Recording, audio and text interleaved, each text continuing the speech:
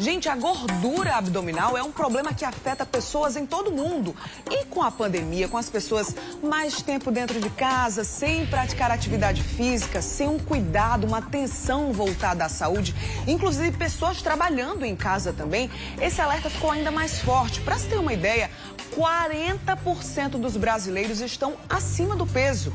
E isso vai muito além da estética, viu? Quando não tratada, essa gordura aqui na região do abdômen pode gerar consequências graves para a sua saúde. Vamos entender melhor esse assunto? Agora, roda a vinheta. Só Saúde. Oferecimento Laboratório Análises. Agora também na Rui Carneiro. Pois muito bem, aqui no estúdio, na Casa do Mulher Demais, eu recebo a nutricionista Daniela Kumamoto. Bom dia, seja bem-vinda. Ana, bom dia, obrigada. É um prazer estar aqui com vocês. Prazer nosso. Então vamos falar sobre esse assunto, gordura abdominal. Você pode e deve participar, enviando dúvidas, perguntas, compartilhando sua experiência com a gente. O zap do MD sempre comigo é o 991050400. Vai mandando a sua mensagem. Enquanto eu estou conversando com a doutora Daniela, você vai mandando as suas questões e eu vou lendo aqui em tempo real, tá certo? Manda mensagem pra gente. Doutora, primeiro a gente separou uma telinha que mostra os tipos de gordura, tá? Solta aí pra gente, por favor, essa primeira tela que mostra aí os tipos, as diferenças, né? Olha aí na tela pra gente. É a gordura visceral versus a gordura subcutânea. O que é que isso significa? Isso, olha só. A gordura subcutânea é aquela que fica abaixo da pele, certo? Então, assim, ela não é tão perigosa, tá? O que a gente considera mais perigosa é a gordura visceral, aquela que envolve as vísceras, aquela que envolve ali o fígado, o intestino, e aí vai promover inflamação e, consequentemente, algumas consequências no nosso organismo. Então, nós temos que nos preocupar com essa gordura visceral, porque quando a gente começa a perder gordura no nosso organismo, a gente vai, consequentemente, também perder a subcutânea, né? Um pouco mais. A visceral é aquela que é mais perigosa, é aquela que nós nutricionistas, os cardiologistas, a gente se preocupa muito em que o paciente diminua logo, porque ali, enquanto ele está com aquela gordura, ele está com alto risco de ter algum problema, algum evento cardiovascular principalmente. Entendi. Daniela, fisicamente a gente consegue perceber a diferença ou tem que ser feito um exame aí para entender se tem mais gordura visceral ou a gordura subcutânea? Olha só, primariamente a gente logo verifica a circunferência abdominal. Então, pela circunferência abdominal, já dá para a gente ter uma ideia sobre o risco daquele paciente. Certo. Então, uma mulher, quando ela está acima de 80, essa circunferência abdominal acima de 80 centímetros. Acima de 80 centímetros. Certo. Certo? Então, ali a gente já considera um risco. E alto risco acima de 88 centímetros. Olha só. E para o homem, certo? Acima de 98 centímetros já é risco. E alto risco acima de 102. Então, dá pra gente perceber que a maioria da população está em risco. É verdade. Não é? Isso independente da altura. Independente da altura. Um cálculo geral. Um cálculo geral que já chama a atenção para que seja feito outros exames, a ultrassom, ir para o cardiologista, procurar ver como é que tá as tuas taxas de HDL, triglicerídeo, para poder antenar, para começar logo a se tratar. Muito bem. Daniela, já tem várias perguntas aqui no nosso WhatsApp. Vamos trazer a questão da Valda. Valda, obrigada pela sua participação. Ela disse que tem 56 anos de idade, pesa 58 quilos, faz exercícios todos os dias, mas parece que a barriguinha não sai por nada. Ela disse que é pré-diabética, não come açúcar. É Valdecir o nome dela, obrigada pela sua participação. E aí, doutor, o que é que pode acontecer? É um risco já para ela também? Isso. Então, ela já faz atividade física, isso é um ponto positivo, ótimo, porque é uma das primeiras coisas que a gente indica junto com a alimentação. Mas a alimentação, ela vai ter que ser um pouco restritiva, sim. A gente vai ter que diminuir principalmente os carboidratos refinados, certo? Vai ter que dar uma diminuída nas calorias para que a pessoa realmente emagreça. E aí você vai diminuir onde realmente tem mais gordura. Então, vai ter que procurar um profissional de nutrição para que você não tenha deficiência, para que você realmente fique bem disposta, com saúde. Então, procura um profissional de nutrição e aí faz a sua alimentação. Agora, diminui os carboidratos refinados, refrigerante, açúcar, massas, esse tipo de coisa que é mais fácil para a gente comer, que dá menos trabalho, né? E aí as pessoas dão prioridade.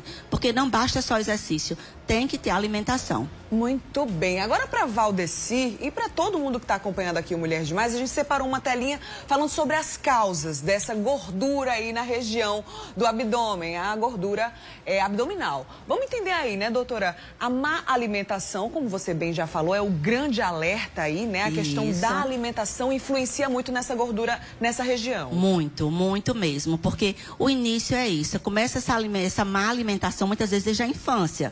A gente vê as crianças ali fortinha, as mães ali dando muita massa, né? A gente fala até muita massa mesmo, né? Quando começa pequenininho. Muito refrigerante, muito biscoito recheado e já começa. Então começa a ser um adulto gordinho. Certo? Então, essa má alimentação, ela vem desde a infância, vem desde o exemplo que alguns pais têm dado. Então, a gente vai ter que mudar isso, inserir mais frutas, verduras, alimentos integrais, diminuir o açúcar de um modo geral, para que a gente mude isso. O excesso de álcool também. Tem lá na nossa telinha, né? Assim, o segundo ponto lá. O excesso de álcool a gente percebe, inclusive, fisicamente, né? Quando a gente sabe que aquela pessoa consome muito álcool, especialmente os homens, a gente percebe, né, um volume maior na região abdominal. Isso é em decorrência, então, desse consumo exagerado, doutora? Isso, claro, pelo excesso de calorias também que o álcool tem, a cerveja, o vinho, tudo isso, e junto vem os petiscos, que sempre tem.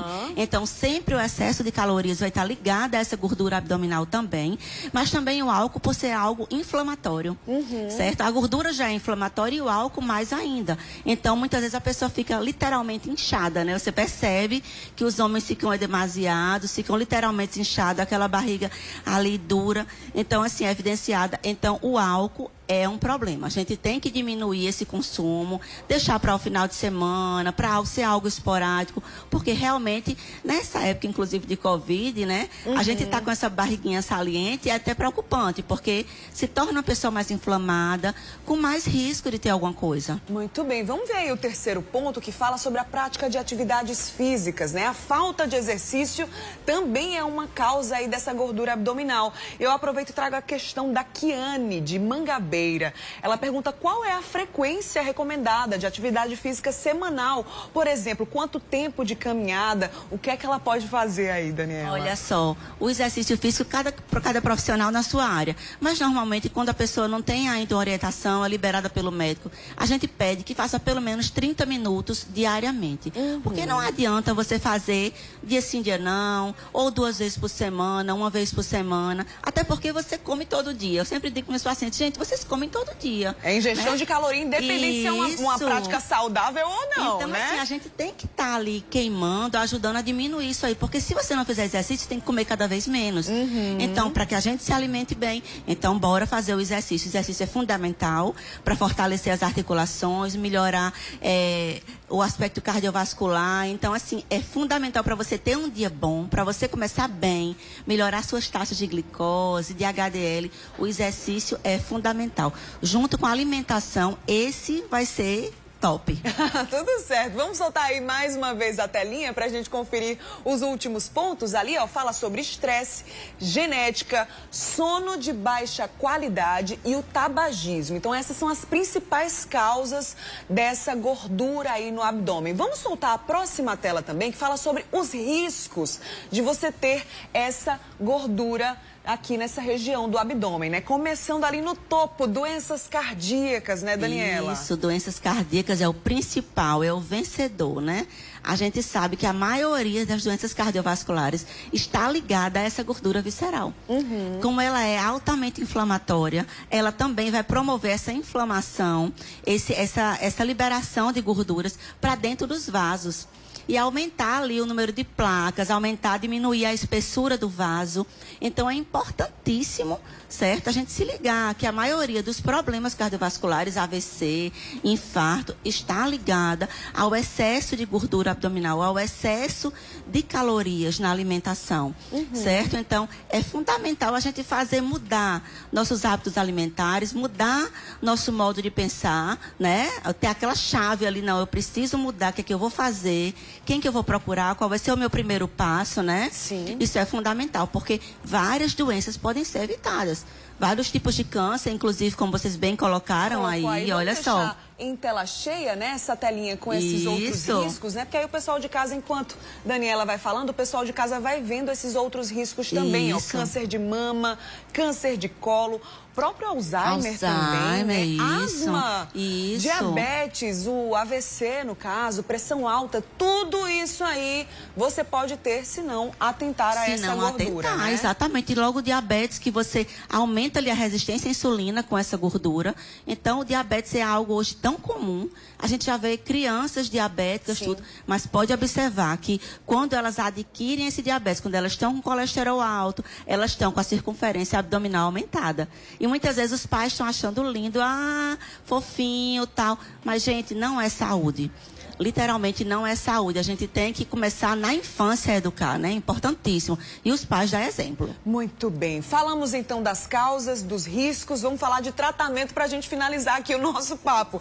Inclusive, ó, o Carlos Eduardo pergunta sobre isso, como é que faz para perder essa gordura nessa região. O Wilker quer saber se a gordura do homem é mais prejudicial do que a mulher. E teve mais uma telespectadora aqui também dizendo, agora eu não estou achando, que são muitas perguntas. Achei aqui o nome dela, Eliane. Bruna, como é que eu posso fazer para perder essa gordura? Então, para a gente trazer essa informação geral, Daniela, o que é que pode ser feito? A gente já falou de tudo, mas agora para combater, o que é que faz? Olha só, para combater é fundamental, certo? Você, claro, ir ao médico, fazer uma avaliação com o cardiologista, com uma equipe, né, multidisciplinar. Lá, inclusive, no Memorial, a gente tem essa equipe que faz toda essa avaliação, sabe? Para que você possa, ali num canto só, resolver isso. E aí, então, você vai fazer uma avaliação com o médico, com o nutricionista. A gente vai estar avaliando sua circunferência abdominal, sua condição cardiovascular, para você começar o exercício e entregar o seu plano alimentar. Você tem que ter uma noção, se conscientizar que você vai precisar mudar. Que os seus hábitos alimentares têm que ser mudados, principalmente. Então, eu vou ter que inserir mais frutas, mais verduras, mais legumes, mais grãos integrais, tomar bastante água nos intervalos, não é suco.